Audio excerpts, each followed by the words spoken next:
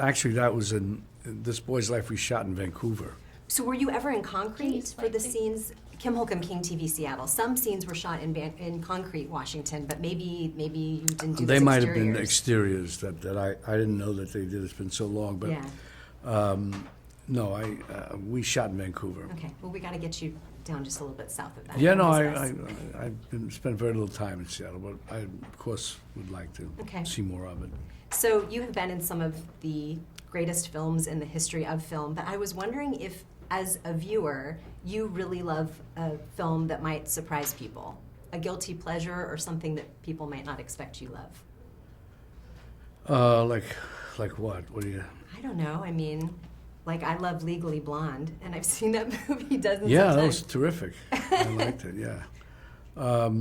I like, what's the other one that Reese Witherspoon did that she plays like a politician in school and Oh, Election. election? Yeah, she was great in that. Yeah. All right, we'll chalk that Yeah. up to your guilty pleasure movie.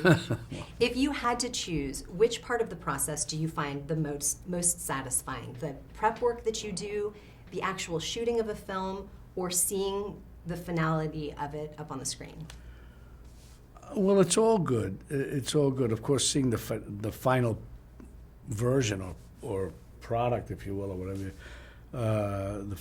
What'd you say? Finality? Is it? Can you say that? Can we? If you the say it, I feel like we can final- say well, it. the final cut or the final version or Yeah. the finished. I don't like to say product, but the finished whatever. Yeah. That's great to know that all that work cumulatively, here to there to there, that finally got us to the point where we are, where it all comes together and it works, hopefully, and people like it, and you couldn't ask for anything more.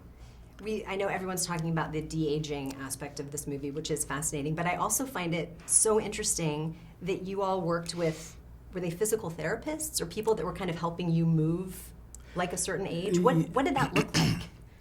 Well, we were reminded that we were not the age that we were